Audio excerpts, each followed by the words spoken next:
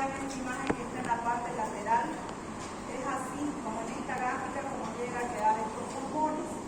Hemos hablado en la anterior clase de que nosotros hacíamos dentro del alveolo una función de digestibilidad, ¿no? Que era equilibrio del alveolo, y otra que era de la mucosidad, ¿cierto? Que retornaba a su forma estructural. Es como cuando lo hizo se vuelve, ¿cierto? Solo que en el alveolo, con todas sus características de pared, pero hay sustancias que alteran esas paredes y ahí se suman los bronquios distales. Hablamos de lo que es el bronquiolo respiratorio y el bronquiolo distal. Les dice acá la definición: daño pulmonar irreversible con agrandamiento permanente de los espacios respiratorios distales.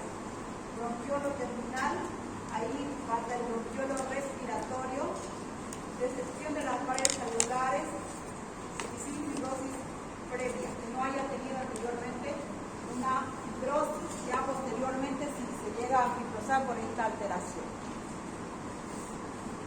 Entonces, implica, dice, un aspecto anatomopatológico y sus respuestas a distintos mecanismos pulmonares.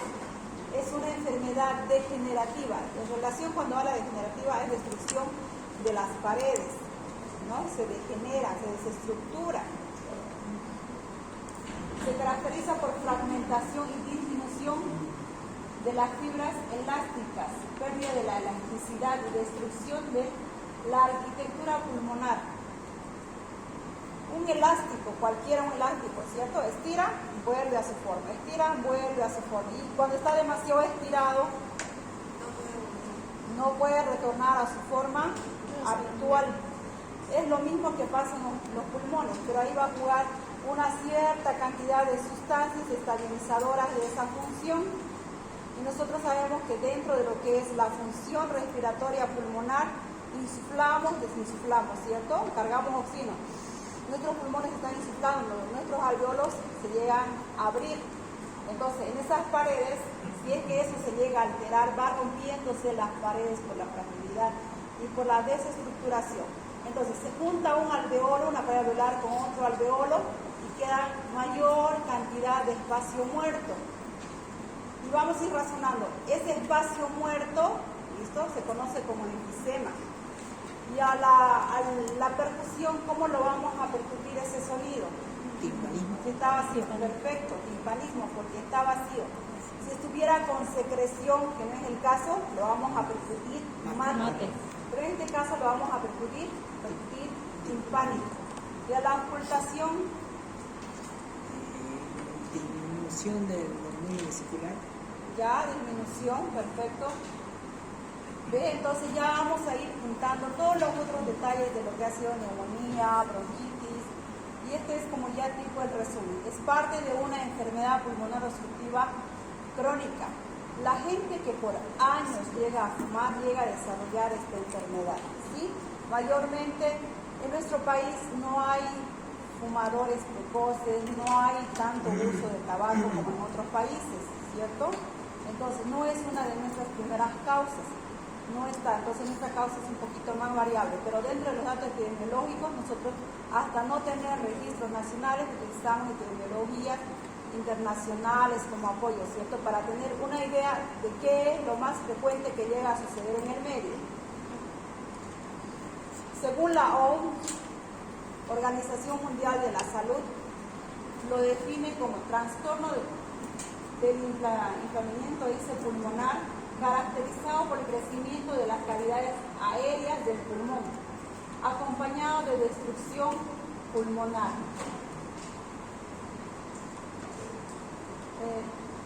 Datos epidemiológicos. Hay picos de incidencia, o sea, cuando aparecen más casos, arriba de lo que es de 50 años, ¿no? Entre 50 a 70 años. Porque mayormente son los mayores los que están a mayor accesibilidad de usar tabaco.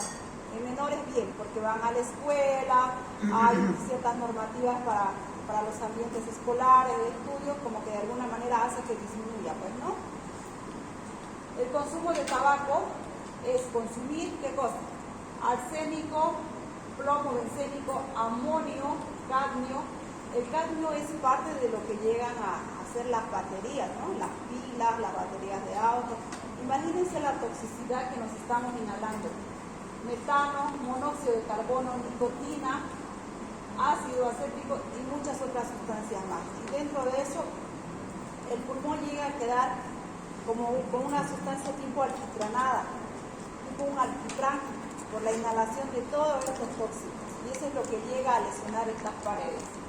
En Estados Unidos hay 50 millones de fumadores y de esos 50 millones, 14 millones de pacientes, ¿no?, han desarrollado la enfermedad pulmonar obstructiva crónica, que son pacientes que ya van a tener insuficiencia respiratoria crónica, y eso a qué lleva a tener aporte de oxígeno domiciliario, pero ya de manera permanente. El enfisema es la mayor causa de POC. También ahí ingresa lo que llega a ser bronquitis crónica. ¿Listo? 80-90% de los pacientes son fumadores o lo han sido. La mortalidad es de 15 veces superior en los fumadores que en los no fumadores de la mortalidad con EPOC.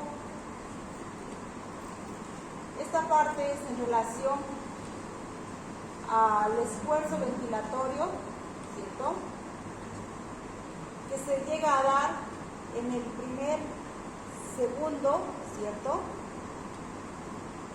esfuerzo ventilatorio forzado. Entonces, 35 ml por año, dice mayores de 25, con cualquier patología que sea respiratoria, que puede disminuir.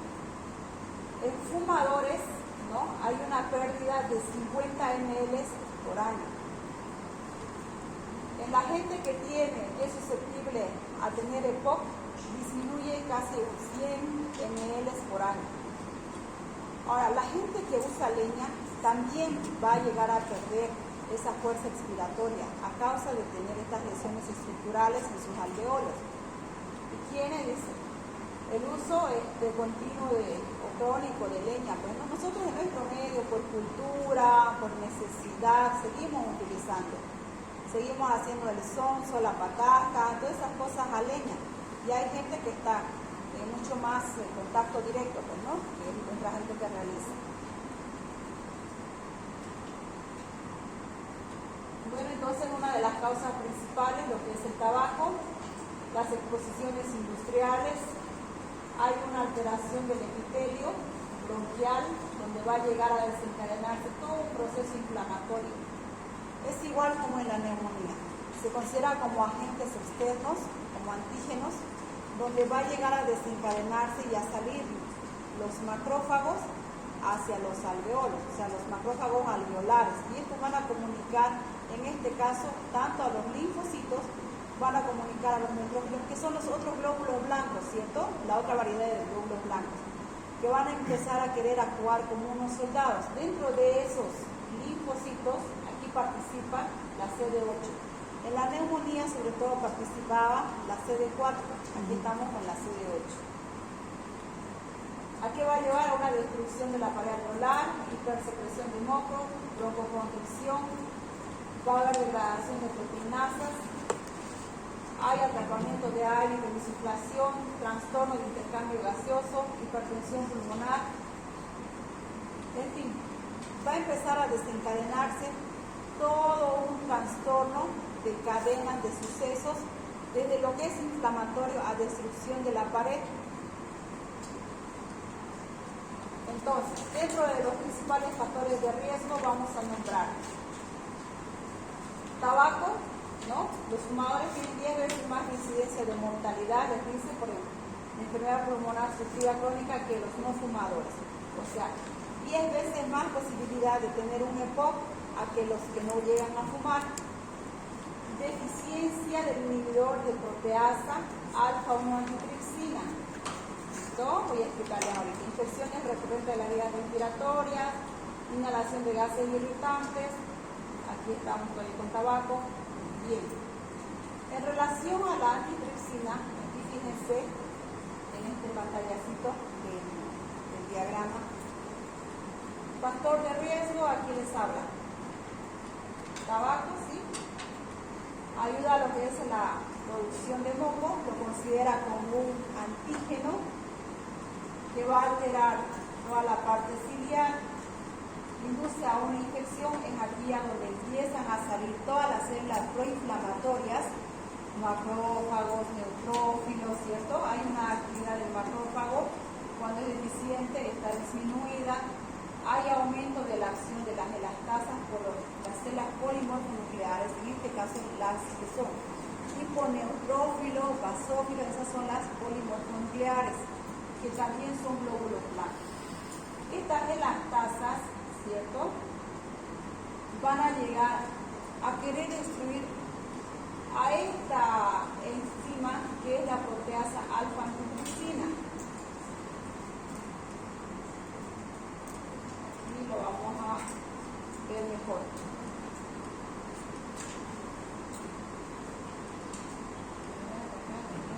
Acá. Fíjense, en la patogenia les dice la hipótesis de desequilibrio antiproteasa. O sea, resulta que nosotros tenemos en el pulmón la función, estas dos funciones que he nombrado, de la elasticidad y la distensibilidad.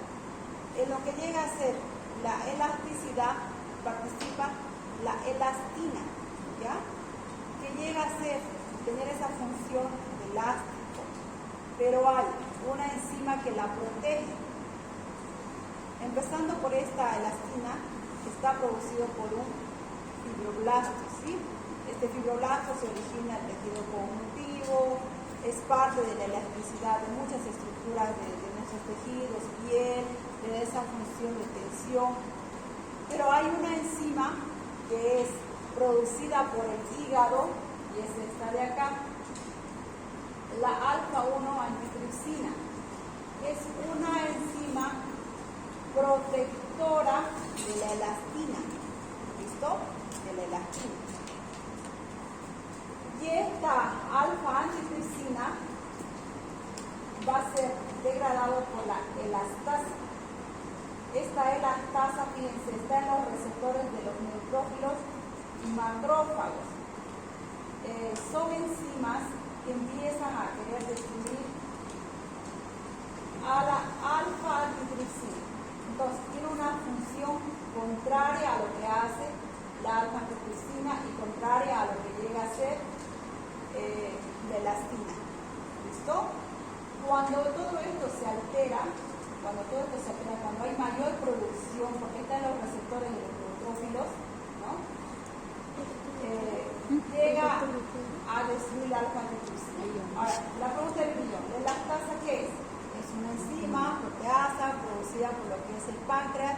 Su función es degradar, destruir. Si todo eso está en mayor cantidad, ¿cierto?, y en realidad sale a destruir, porque los macrófagos y neutrófilos están saliendo para la función de destruir los cuerpos extraños que están ingresando, ¿cierto?, sea cualquiera, sea en relación a gases inhalados, sea bacterias, igual, de la misma forma que lo que llega a suceder en una neumonía. Entonces, toda esta cascada proinflamatoria, toda esta cascada de inflamación, cuando se llega a alterar, entonces, esta elastasa que ha sido producida por el páncreas, que circula como una sustancia química, se va pegando a los receptores de estos glóbulos blancos, hasta cuando llega a pasar por los alveolos pulmonares.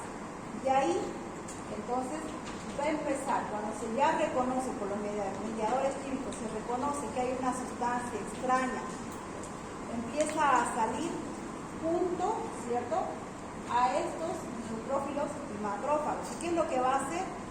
Va a llegar a destruir esta alfa-antitripsina que está producida y que está protegiendo a la elastina.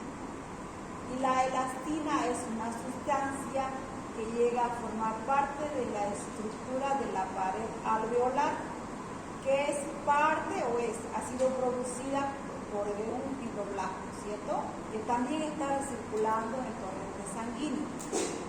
Si esa elastina disminuye, entonces esa función de elasticidad de la pared automáticamente va a disminuir, ¿sí?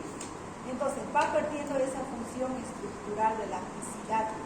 Y cuando el alveolo se insufle, ¿cierto? ¿Será que va a poder volver a su forma estructural? No, va a quedar como un globo viejo desinflado, ¿cierto? Sin esa capacidad de poder volver a esa tensión, a esa estructura normal que llega a tener. Entonces en esa pared, ¿qué cosas va a ir sucediendo si es que está ya alterado?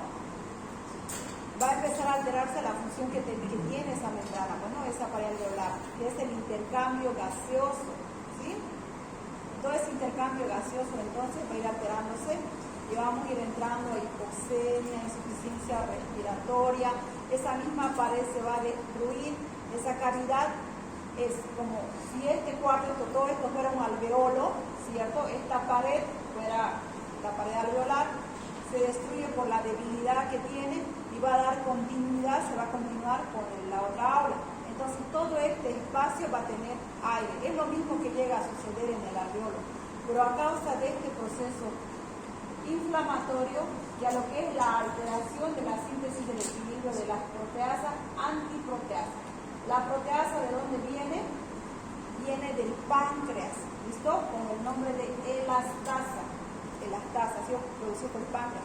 No solo funciona en relación al pulmón, recibe diferentes nombres de acuerdo a los otros lugares que va a ir degradando ciertas proteínas grandes a más pequeñas hasta poder llegar a un aminoácido. Entonces no es propia de lo que es el pulmón, pero en esta situación en relación a la elastina, a la elastasa, va a ir a buscar a la elastina, tiene afinidad por la elastina, lo que le da esa característica de estirarse, de volver a su estructura normal de la pared alveolar.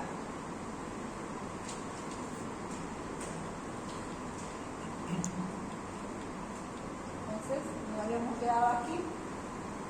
Dice, en los pacientes enfisematosos no fumadores deben descartarse causas como deficiencia de angiotensina alfa 1, ¿ya? Esto se puede llegar a tomar de manera sérica, o sea, mediante una muestra de sangre en personas que tienen estas características cuando empiecen a diagnosticar.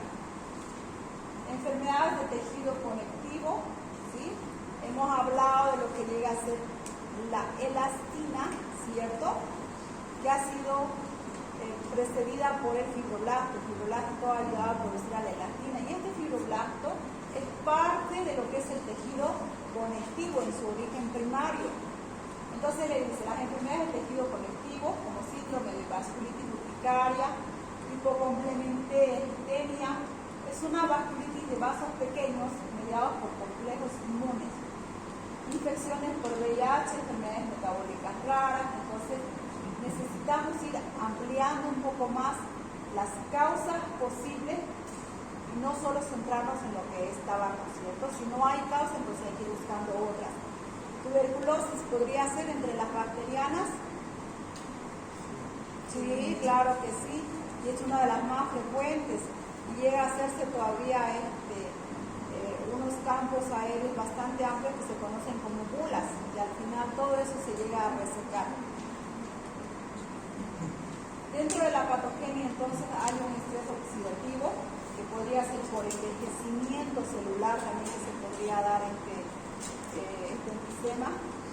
Liberación de mediadores químicos, ya hemos hablado que si fuera cualquier agente, sea infeccioso, sea de un gas, se considera como un cuerpo extraño, entonces se empieza a liberar los mediadores químicos. ¿Cuáles son los mediadores químicos?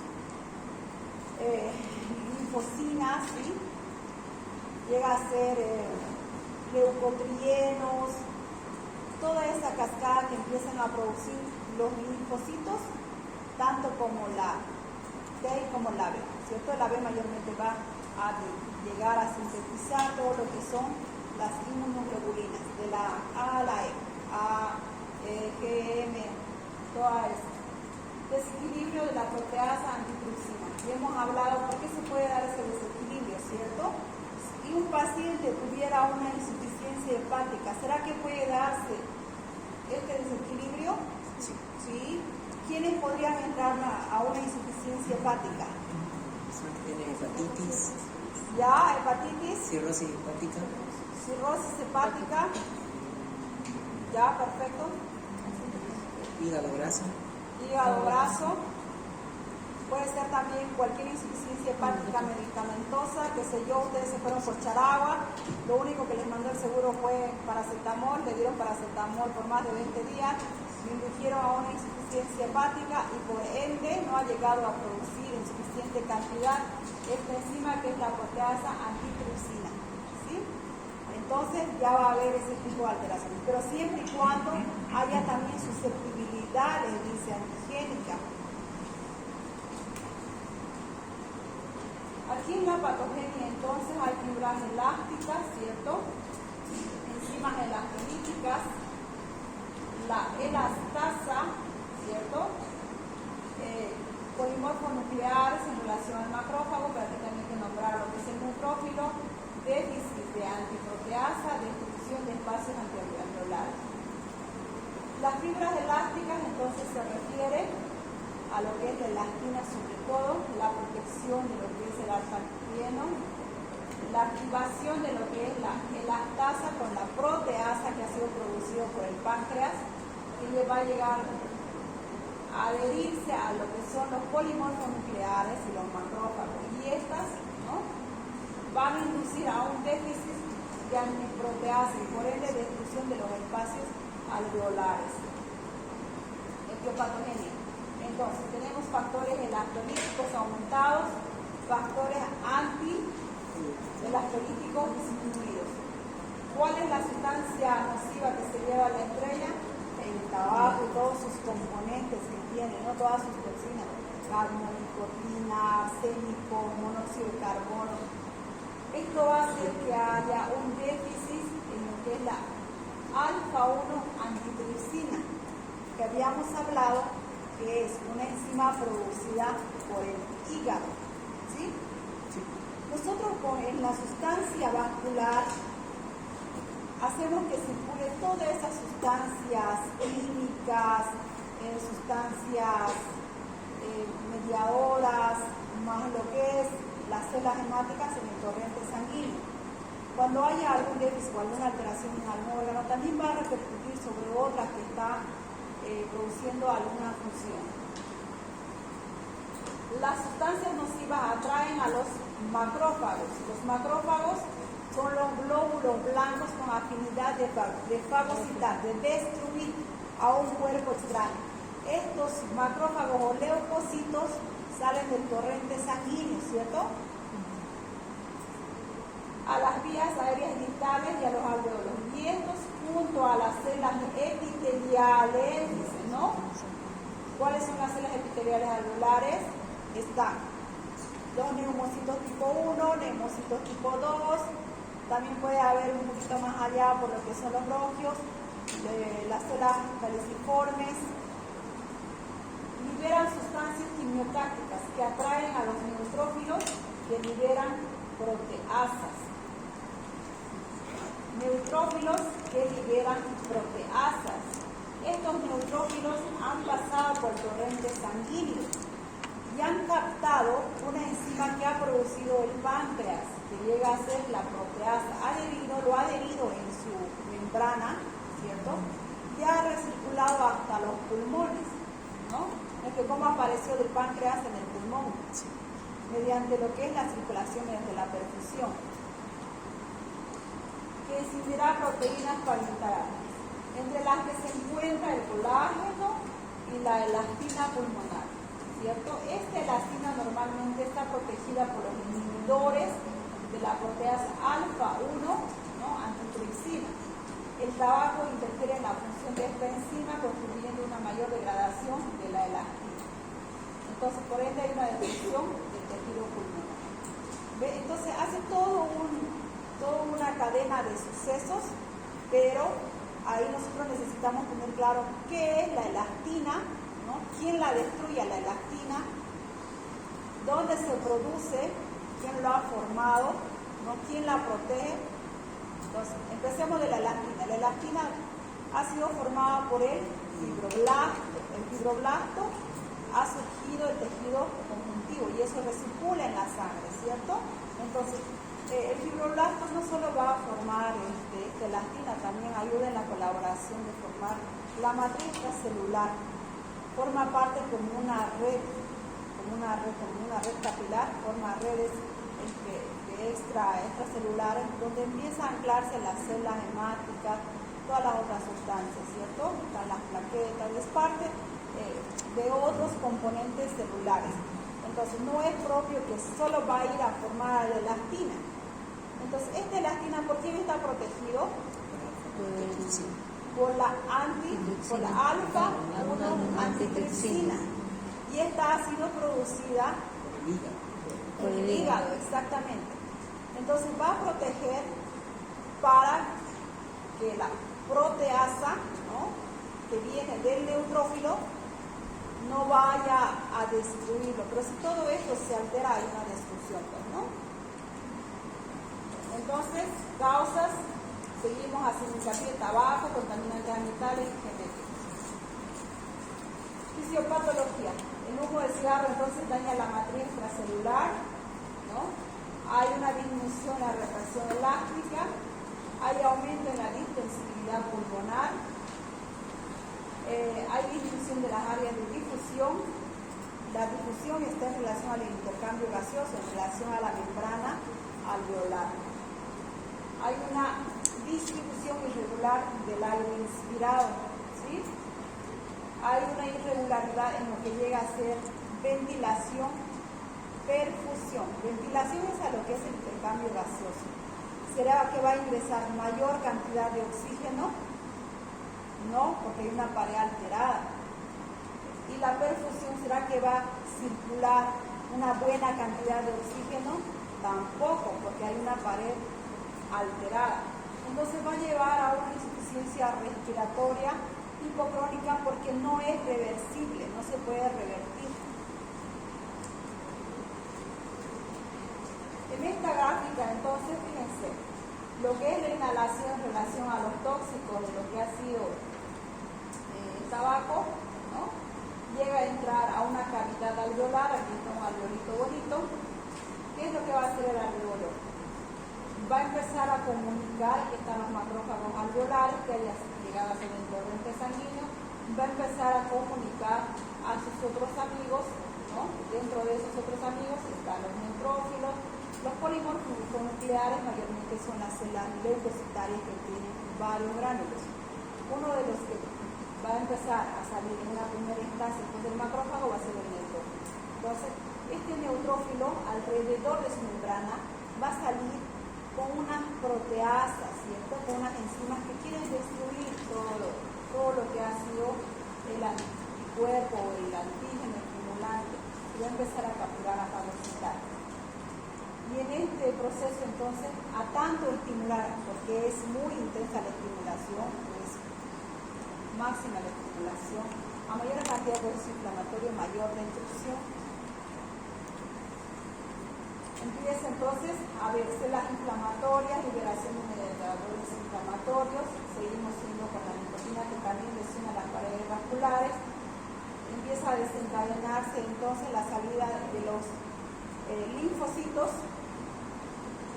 y estas, ¿no?, van a llegar a producir entonces las interleucinas, tanto como la interleucina 8, la B va a llegar a producir otro tipo de sustancias. Fíjense que la célula con mayor afinidad a estos procesos es el neutrófilo, ¿no? Todos los radicales libres en relación a esta sustancia, estamos hablando del tabaco, van a empezar a ser unos estimulantes que van a desactivar a las antiproteasas. Las antiproteasas son todas las sustancias que van a proteger a la alfa, ¿no?, a la elastina. Aquí le dice elastina del neutrófilo, deficiencia de alfa-1 antitripsina. Fíjense, toda la pared ya está empezando a destruirse. Deficiencia de la antitripsina alfa, de 1 a 2% en los efemas, mayormente llegan a ser congénitos, ¿sí? Entonces, como les iba diciendo, es una peso molecular de 54, Dalton les dice en el libro, secretada por el hígado, ¿no? Tiene propiedades antiproteolíticas. Antiproteolíticas quiere decir que tiene esa función de proteger, de que no se fagocite, de que no se destruya por otra sustancia, una en específica. El gen de la antitrypsina alfa se localiza en el brazo largo del cromosoma 4, ¿no? Los polimorfos nucleares y los macrófagos pulmonares liberan la elastasa, ¿ya? La elastasa, hemos dicho que es una proteasa producida por el páncreas, que está en las membranas de lo que son tanto macrófagos como neutrófilos. ¿Listo? Y esta, por lo común, es inhibida por la antitrypsina, pero si esto se altera, tiene un funcionamiento inverso. El estrés oxidativo, un aumento de la apoptosis y sinustencia, quiere decir el envejecimiento alveolar. Muy aparte de lo que ha sido el uso del tabaco, muy aparte dentro de las otras causas, la mayor repetición a un estimulante inhalatorio, ¿no? Por ejemplo, las personas que están alrededor de una industria que empieza a echar tóxicos, ¿cierto? Una y otra vez están en contacto con esa sustancia que va a empezar a dañar las paredes, que va a empezar a envejecer las paredes alveolares. Ese envejecimiento se conoce como estrés oxidativo. Entonces, por envejecimiento se va a producir una apoptosis, una muerte celular, ¿cierto? Una autodegradación celular. Todas las células que han envejecido se las considera, se autolimitan. Es así como un glóbulo rojo, 120 días y empieza a hacer su lisis, lo mismo. Entonces, por envejecimiento, por desgaste celular, la célula también llega a morir, llega a producir su apoptosis. Se destruye, envejecimiento. Las veces que ha estado, ¿cierto?, en contacto directo, por ejemplo, los fumadores pasivos. Está la niña, hagamos de cuenta que la niña ya tiene 30 años, el papá ha sido fumador 30 años que ha estado sometida la niña, ¿cierto?, a ese contacto. Entonces, probablemente tenga 30 años, pero sus pulmones son unos pulmones bien envejecidos, probablemente sea de una persona de 50 años. O sea, hay dos edades diferentes que ya empiezan a manejarse en salud, ¿no? La edad cronológica y la edad natural. Anatómicamente, entonces vamos a considerar, de acuerdo a las patologías que llega a alterar estas paredes, una de tipo de centro lobular, hemos hablado que llega a haber una destrucción de la pared del bronquio terminal, los bronquiolos respiratorios, de lo que llegarían a ser los sacos alveolares y los alveolos. Fíjense, es como un ramillete de hojita, ¿cierto? Una rama grande y va a ser subdividirse. Esa subdivisión de estas pequeñas ramitas, entonces serían los bronquiolos terminales. En la definición les dice clarito. El daño destructivo no reversible es de los bronquiolos distales, de los bronquiolos terminales distales, les dice, ¿no? ¿Qué es la parte distal del bronquiolo? Todo esto. Entonces se conoce como acino, para recordar, al bronquiolo respiratorio, de la rama pequeña, a los sacos alveolares y a los alveolos, ¿sí? Entonces, en todo este segmento, la pregunta puede ser, ¿qué segmentos están involucrados en el enfisema pulmonar? Entonces, está involucrado lo que es el bronquio terminal, el bronquio respiratorio, los sacos alveolares y obviamente el alveolo. Si me responden las tres, perfecto, digamos, ¿no? Porque el alveolo es lo que forma los sacos alveolares. El centro lobular, ¿qué característica tiene? Dice, es el más frecuente, ¿no? Afecta la porción central o proximal de los acinos y los lóbulos superiores. De los acinos, ¿cuáles son los acinos? Acinos, entonces, es este segmento de acá. Los bronquiolos respiratorios, los sacos alveolares y los alveolos. En esta gráfica lo vamos a ver así. Les dice, se relaciona con tabaquismo y bronquitis crónica. Mayormente afecta a los lóbulos superiores. Nosotros tenemos lóbulos superiores, en el lado derecho incluye el lóbulo medio, en el lado izquierdo el lóbulo superior inferior, en este lado, aparte de ese, incluye el del medio, ¿cierto? Entonces, los lóbulos superiores tienen la característica, entonces, sobre todo personas que llegan a fumar, de presentar este enfisema tipo centro lobular, que solo afecta la parte distal del bronquiolo terminal. En relación al ácido, bronquiolo respiratorio y los sacos alveolares y los alveolos. ¿Cómo lo vamos a ver en la gráfica de una tomografía? Fíjense, ¿no? Vamos a ver entonces mayor opacidad, poca densidad, que está mucho más denso, fíjense, en relación a densidades, aquí hay hipodensidad, ¿no? Esos orificios negros como están viendo en la imagen, eso se llama hipodensidad. Entonces se está afectando el índice. Aquí también hay varias, ¿no? Es así como unas burbujitas negras, unas bolsitas negras en la imagen, varias. La panlobuliar abarca todos los espacios respiratorios, desde los bronquiolos respiratorios hasta las zonas basales. Se relaciona con la deficiencia de antiglipsina alfa, ¿cierto? Cuando es sistémico, ¿cierto? Mayormente es bilateral, llega a ser a todo ese segmento donde hay ese tipo de sustancias. Entonces, esto abarca el bronquiolo terminal, bronquiolo respiratorio, los sacos alveolares y el alveolo. El otro era todo, el anterior era todo, excepto era el bronquiolo terminal, ¿cierto? El periacinal y el paraseptal, mayormente subpleural, se manifiesta a lo largo del tejido conectivo septal en la periferia de la silla. Es más frecuente en el ápice pulmonar, se asocia ocasionalmente a neumotórax espontáneo. Las de tipo paracicatrizales o cicatrizantes, ¿no? Asociadas a cicatrices, especialmente secuelas de ápices de tuberculosis, en un tanto de 20 a 40. En la clínica diaria ustedes se van a encontrar más con este caso, ¿ya? Es el de tipo más frecuente, el compromiso acinar es irregular, o sea, puede ser en cualquiera de estos segmentos, ¿no? Puede ser en la parte distal, puede ser en la parte media, puede ser al bronquiolo respiratorio, al bronquiolo distal, o simplemente puede ser a la sina, pero varias, ¿no? Para no confundirse, no es que solo va a ser en la región del alveolo. En un pequeño segmento del mismo parénquima van a llegar a ver en relación a lo que son los bronquios, en otra van a ver en relación a lo que son los alveolos, pero en una misma imagen, en una misma región.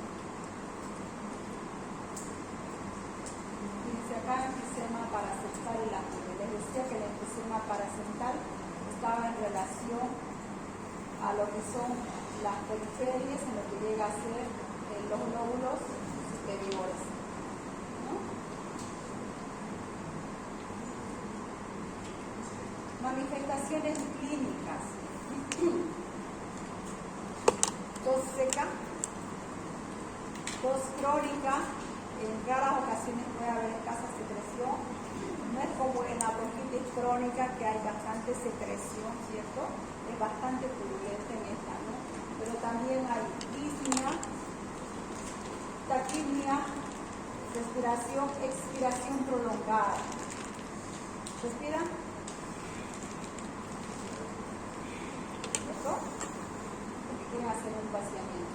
Fatiga, ansiedad, problemas al dormir, problemas cardíacos, pérdida de peso, se deprimen mucho, ¿no? Porque necesitan por esa fatiga que llegan a tener. Es el soplador rosado, acuérdense de eso. Enfermedades pulmonares es una enfermedad pulmonar obstructiva. Está dentro de la clasificación de la CEPO. En caso de deficiencia de antiglipsina, el tiempo estimado entre el inicio de los síntomas, el diagnóstico se da recién a los 7.2 años. Esto no es inmediato. Poco a poco se va destruyendo la pared, se va adaptando el cuerpo, pero cuando ya llega a una destrucción casi total es cuando recién los síntomas se llegan a presentar. El soplador rosado, a diferencia de lo que era la bronquitis, que era con cianosis, todavía tiene cierto tipo de oxigenación que le da la coloración tipo rosadita, ¿ya? Es el rosado jadeante. Todas las membranas las van a ver ustedes rositas, porque poca oxigenación, pero tienen buena cantidad. Tiene un tórax tonel, ¿no? Este es el famoso tórax del tonel. Tiene un anteroposterior aumentado. Les he puesto, he encontrado estas placas interesantes que les hace la diferencia en el examen físico de lo que es una bronquitis, para que en lo que ustedes vayan leyendo haya la diferencia. Como bronquitis ya tienen el tema, lo que nos interesa por ahora es lo de la infección. Historia prolongada de disnea de esfuerzo con tos mínima que produce poca cantidad de esputo, hipoproductiva mucoide, no dice purulenta. No son frecuentes las exacerbaciones purulentas asociadas a infección. En cambio acá, lado historial de padecimiento de tos, que puede ser seca productiva, esta última es la más frecuente, la productiva, acá no. El tipo mucopurulente que aparece en los meses, ¿no? En la infección, asténico, con pérdida de peso, en cambio acá, mayormente es obeso, coloración rosada, coloración cianótica, músculos respiratorios accesorios, taquimia con expiración prolongada, expiración prolongada. Los espacios intercostales inferiores se retraen en cada inspiración. No utiliza músculos respiratorios accesorios. Utiliza músculos respiratorios accesorios, ¿no? En la percusión, esto, lo que ustedes han dicho timpánico, es lo que se llama hipersonando o hipersonoridad, porque el sonido es fuerte, ¿no? Ustedes empiezan a percutir, ahí todavía es más. Si una cavidad está vacía, cualquiera que fuera, va a ser un sonido más agudo, más timpánico, ¿ya? Es lo mismo con todas las cavidades. En cambio, acá puede ser normal, porque estamos hablando en relación a bronquios, ¿no? Auscultación, murmullo vesicular disminuido, aquí hay broncos gruesos, broncos en ciertas ocasiones, pero es de tono alto, ¿no? Al final de la expiración, no cuando expira, no cuando le dice uno mete el aire, no, cuando expira hay sonido.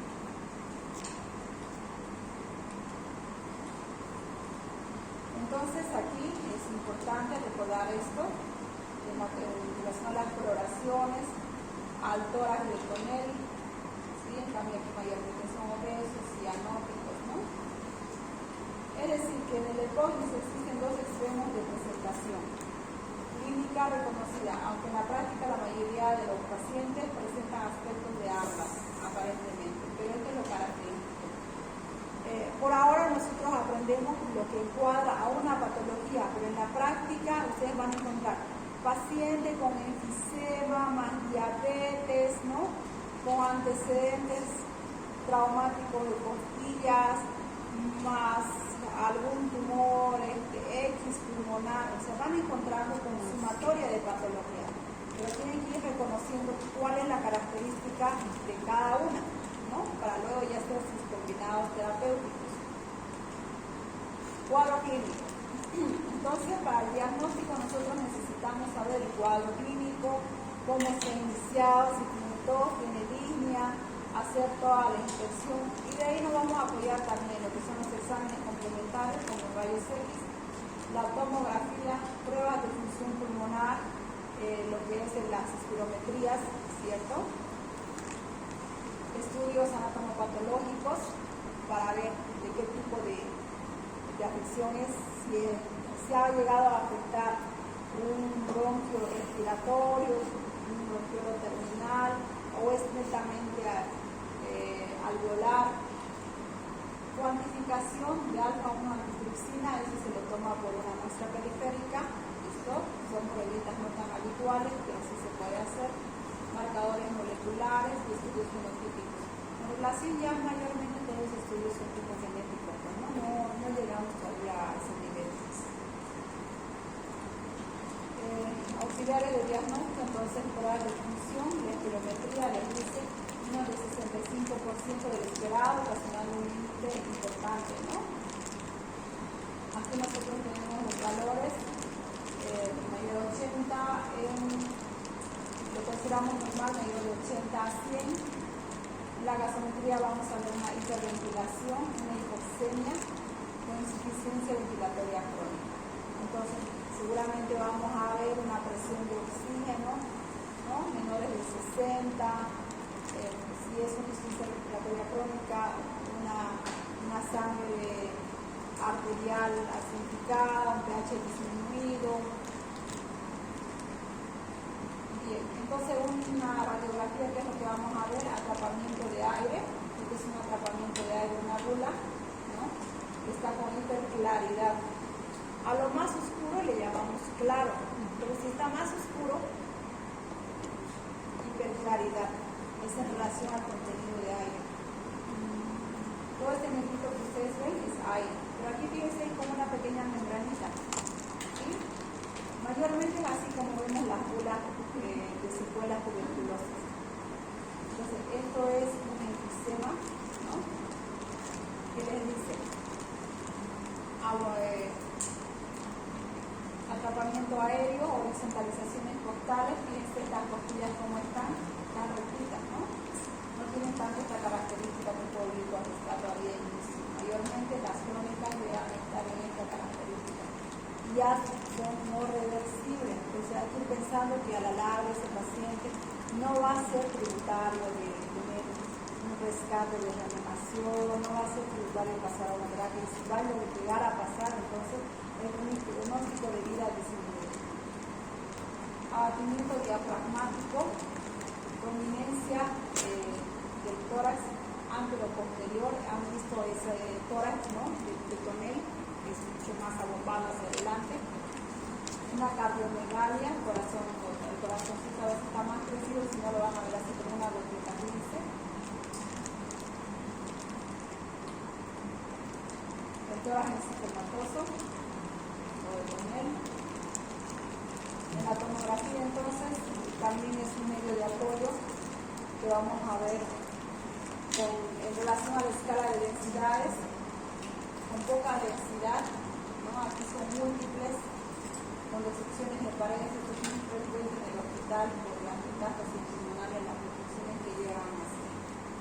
Tiene una sensibilidad de un 96%, ¿ya? ¿Qué ventaja nosotros tenemos con la tomografía? Tenemos la ventaja que podemos ver cada 5 milímetros, ¿no? Es como si nosotros haríamos un corte de tórax cada 5, vamos rebanando, tomando el tórax de arriba para abajo cada 5 milímetros.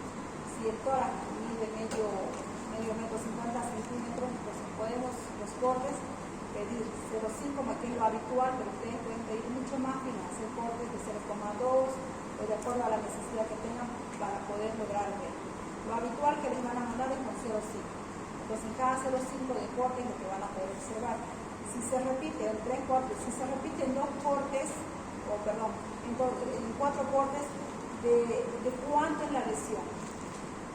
En altura. De 2 centímetros. ¿Ve? Entonces más o menos ya vamos haciendo una idea imaginológica, una interpretación.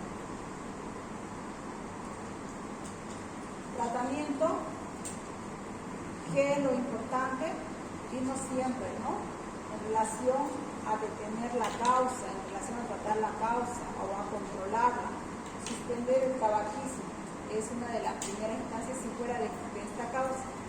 Pero si fuera de causa de otros gases, necesitamos siempre en relación a causa. Esto lo he puesto por el hecho de que es uno de los primeros factores que llega a originar. Pero si fuera del factor de tuberculosis, mayormente en las brigadas se hace atención a la familia, ¿no? ¿Sí? Las brigadas, si detectan a uno en la casa, van a buscar a los otros de la casa para ver si tiene tos, no tiene tos o tienen antecedente. El programa va siendo mayor cobertura. Broncodilatadores.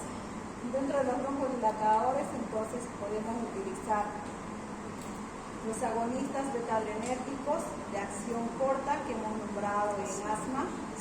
Dentro de esos, salbutamol, otro.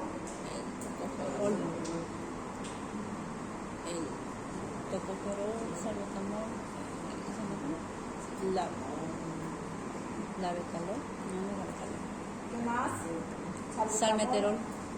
No, Salmeterol es de acción más prolongada, Sí. ¿ya? Y una acción que mayormente no dura más de 12 horas. Fenoterol. No. El tocoferol también. Vamos a utilizar también corticoides.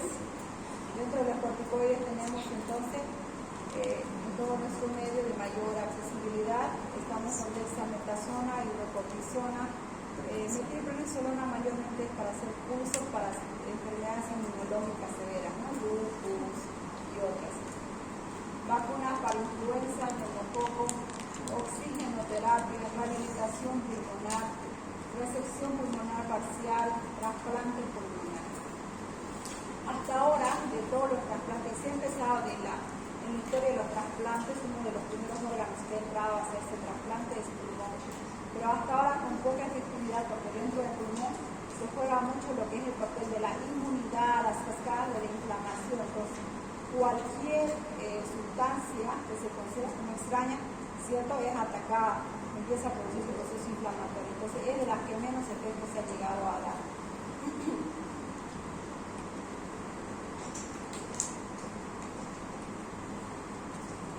Secuelas y complicaciones, infecciones, ¿no? Poliglobulia, pulmonares. La terapia se realiza con vasodilatadores. Esto lo vamos a desarrollar en lo que es cardiología, sobre todo lo que nos interesa, que es la complicación de la insuficiencia respiratoria crónica, infecciones. Pronóstico. Depende del grado de la limitación del flujo, ¿no? En relación a lo que es el esfuerzo expiratorio en el primer segundo, de la edad en que se determina y se vuelve anormal. Y si hay cardiopatía con poliglobulia secundaria. Entonces el pronóstico va a depender del grado de daño que tenga. Pero si consideramos que es un paciente que ya tiene una comorbilidad, es un paciente que no ha dejado de fumar, es un paciente que ya usa oxígeno, el pronóstico de vida se va cortando, ¿no? Entonces, mientras no tengamos más o a mano donde nos diga paciente, 70 años, con cardiopatía, con enfisema, fumador continuo, no nos dice el porcentaje de vida, entonces necesitamos hablar de manera general. Paciente con alto riesgo de muerte por uso de oxígeno domiciliario, con enfermedad de característica no reversible, ¿no? Entonces ustedes ya están dando un pronóstico a futuro que ese paciente puede fallecer. Bien, jóvenes, hasta ahí es la clase, hasta acá el examen, más tarde mañana en la mañana.